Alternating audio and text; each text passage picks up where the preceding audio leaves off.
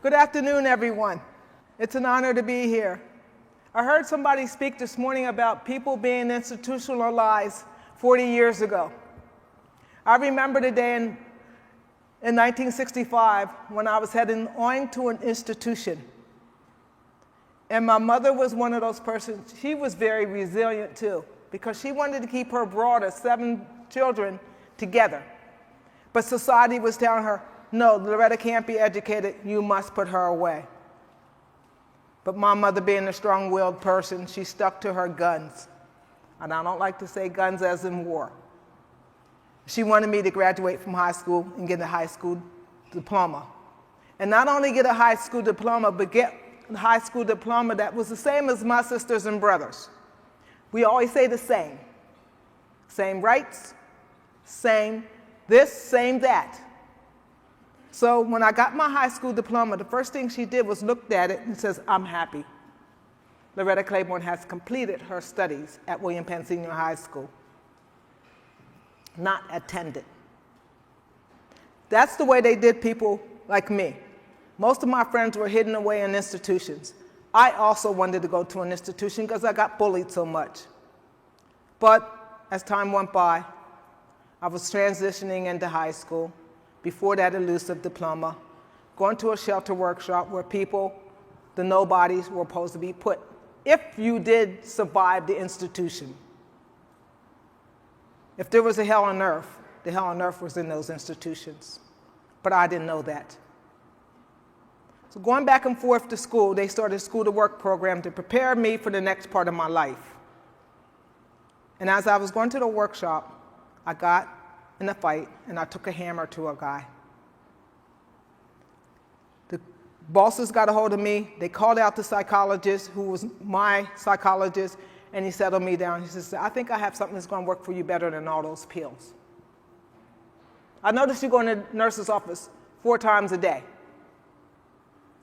And he handed me a paper. I couldn't even read it, and it said, Special Olympics. I didn't use my voice. And no, I didn't use sign language like I'm using today to talk to all of you. I was supposed to be one of those people who were the throwaways. When I got that letter and I took it home, my mom says, I'm on welfare, I can't afford this, I have regular children in drum corps. A neighbor says, look, Rita, this is better than all that medicine that you're giving, that you're giving to Loretta. The state gives you that medicine to keep her back. The state gives her that medicine to keep you back. If you want to see your dream fruitize, you always said you want Loretta to be this, you want Loretta to be that, and she says, all I want is Loretta to survive. And as time went by, the neighbor said, let Loretta do this program. It was the best thing that ever happened to me. And when I first went to Special Olympics, I was told, as I looked around, I seen the athletes running and stuff, I said, I don't want to do this, I run at home. I came home, my mother looked at me and says, how was your Special Olympics? Now you get up there and get that bath and get them bathrooms done. My mom was hard on me. I tried to talk like my sister Debbie. I mimicked her because she was my idol. She was popular, I wasn't. And I would say some words like, hers at her house. My mom slapped me across the face and said to Debbie, oh, I didn't teach you to talk like that. But she would slap me because she wanted me to succeed. And as time went by, I looked at her, I said, I quit Special Olympics. She says, what? You don't quit nothing in my house, you understand? You understand? As long as you're in Rita Claiborne's, I don't care if there is the projects. You don't quit nothing in my house. Because you start quitting today, you'll always be quitting. Ladies and gentlemen, if you start quitting today on your advocacy, on your work towards clean water, towards the betterment of people, towards refugees, nothing's going to happen. You'll be fighting it the rest of your life. And as time went by, I took into my first Special Olympic event. And I finished, and I said, I quit. And she said, no, you don't. 49 years later, it would mark 50 years, January 2020, that I've been in a program that's changed my life. I carry 2 models. Let me win, but if I cannot win, let me be brave in the attempt. The model that Eunice Kennedy Shriver has gotten from the old Roman saying, going to war. It means a lot. Let me be brave in the attempt. My other motto is God is my strength and Special Olympics is my joy. What is your joy? I hope one of your joys is to make this world better, to acceptable to all. And when I look back at my time in Special Olympics, it's taught me a lot. I don't take one pill a day. I'm 66 years old. I am that older athlete that the woman talked about this morning. I'm going to worry about my future. I don't want to be one of those people that are in that nursing home sitting in a diaper. And Special Olympics has taught me this, a coach, a mentor. When I look at Special Olympics today, it's more than providing a sport. It's starting with children 2 years old to 7 to have training and learn how to play with their peers, not just with other children with disabilities. From the ages of 8 and above to go to school, to fight for the rights. We're constantly fighting for the rights and the betterment of all people with intellectual disabilities. And when I look at the schools now, it wasn't like when I went to school. I started the track team during the time of Title IX, when girls didn't even have right to participate in the United States. Women are still fighting for the rights. I just talked to a woman 2 weeks ago as I got off a plane of 13 hours, and she says, I'm from Saudi Arabia, and 2 people can't meet, 2 women can't meet. 2 men can, but not 2 women. And she's fighting for the rights of women just to have their own rights. And when I look at Special Olympics, that's what God put me on this earth for, is to fight for the rights of people with intellectual disability, to have the best lives that they can understand, and that the best lives that they could be in all parts of society. The other night I was at a conference, and I got a hard question thrown at me. And the gentleman stood up and says, what do you think about euthanasia and people with Down syndrome? My heart dropped. I said, let me tell you something, sir. I'm going to give you my answer. I believe in the right to life for everyone that lives on this earth. The right, as Eunice Kennedy Shriver once said in a speech, the right to go to school, the right to play on any playing field, the right to hold a job, and the right to be anyone's neighbor. You have earned it. Have I earned that right? When I was born, I was told I wasn't going to live this long.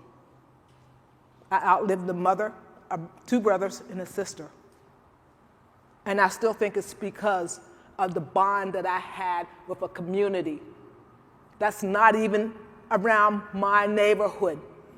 When I say my community are my Special Olympic friends, my Special Olympics athlete. When my mother died, my sister looked at me and said, Loretta, who's all these people coming? I don't know these people. I said, Debbie, they're people from Special Olympics who come to support me in the passing of my mother. So if you think you don't have a community, please, please, please remember how valuable your community is to you. I know, and I say this all the time, if it wasn't for Special Olympics, I would be 2 places, 6 foot under or behind somebody's prison. And today, I can advocate on behalf of people with intellectual disability and other challenges. In the United Nations, they still have people with intellectual disability put under all disabilities or mental health. There's a difference between people with intellectual disability and people with mental illness. Both of them are very important because if you don't have a strong well-being, remember this earth turns. The sun comes up and it goes down. You see what's happening around with it. And I still think a lot of the problems that are happening around this world is because not a sense of community, not a sense of belonging, and not a sense of strong mental well-being. You're talking to a person who their life was assumed. Too many times we hear about lives being assumed. We assume that Loretta's not going to be able to be educated. We assume that Loretta's not going to be able to do this. There's over 200 million people with intellectual disability, and still the statistics say today we die 15 years earlier than the average person. We are mostly obese. My whole family is obese. I don't go by what doctors say. I go by what I believe. And I believe that what the good man up above tells me, that you go out and do his work.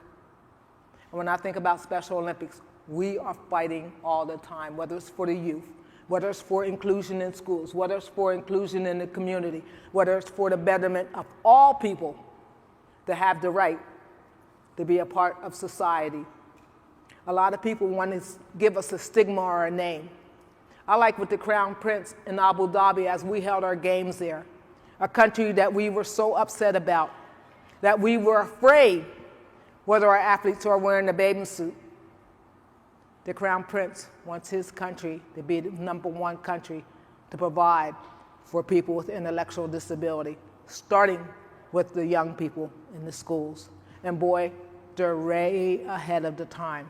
So yes, we all can be empowered. Special Olympics has changed my life. It's my community.